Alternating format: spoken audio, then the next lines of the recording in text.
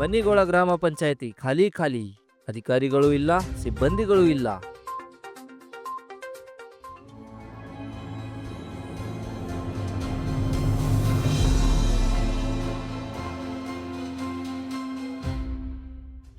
Kannada today ನ್ಯೂಸ್ಗೆ ಸ್ವಾಗತ. ನಾನು ರಾಹುಲ್ ಸುಕ್ತೇಕರ್.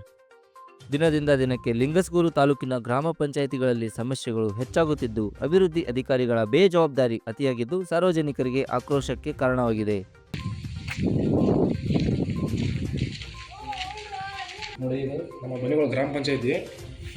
ನಾವು ಇಲ್ಲಿ ನಿನ್ನೆಯಿಂದ ಬರಕತ್ತೀವಿ, 2 ದಿವಸ ಆಯಿತು. ಕಾದು ಹೊಂಟೀವಿ. ಇಲ್ಲಿ ಸಿಬ್ಬಂದಿಗಳು ಯಾರಿಲ್ಲ, ಅವರು ಇಲ್ಲ, ಬೀಗ ಹಾಕ್ಕೊಂಡು ಹೋಗ್ಯಾರ. ಪಂಚಾಯತಿ ಕೀಲಿ ತೆಗೆದು ಕುಲ್ಲ ಹಿಂಗೆ ಖಾಲಿ ಬಿಟ್ಟು ಹೋಗ್ಯಾರ. ನಮ್ಮ ಬನ್ನಿಗೋಳ ಗ್ರಾಮ ಪಂಚಾಯತಿ ಬರೀ ಇದೇ ಗೋಳಾಗೈತಿ. ಏನು ಸಮಸ್ಯೆ ಸರ್ಕಾರ ಇವರಿಗೆ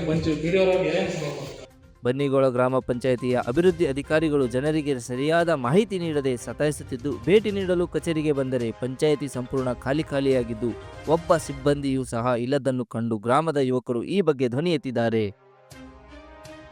ಇದು ನಮ್ಮ ಬನ್ನಿಗೋಳ ಗ್ರಾಮ ಪಂಚಾಯತಿ. ಇದು ನಮ್ಮ ಹೆಸರು ರಮೇಶ್ ಅಂತೇಳಿ. ಈಗ ನಾವು 2 ದಿವಸದಿಂದ ಬರ್ತಾಯಿದ್ವಿ. ನಮಗೆ ಬೇಕಾದಂಥ ಒಂದಿಷ್ಟು ಮಾಹಿತಿಗಳನ್ನು ಕೇಳಬೇಕಂತ ಪಂಚಾಯತಿ ಬರತ್ತಾಗಿದ್ವಿ. ಪಿ ಡಿ ಅವರು ರಾಮಪ್ಪ ಸರ್ ಆದವರು ಸರಿಯಾದ ರೆಸ್ಪಾನ್ಸ್ ಮಾಡ್ತಾಯಿಲ್ಲ. ಆಮೇಲೆ ನಾವು ಏನು ಕೇಳಿದ್ರು ನಮಗೆ ಗೊತ್ತಿಲ್ಲ. ಈಗ old P D O Veeresh ಅವ್ರನ್ನ ಕೇಳಿ ಅಥವಾ ಇವ್ರನ್ನ ಕೇಳಿ ಸಿ ಒನ್ ಕೇಳಿ ಉಮೇಶ್ ಅವರು ಲಿಂಗಸೂರತ್.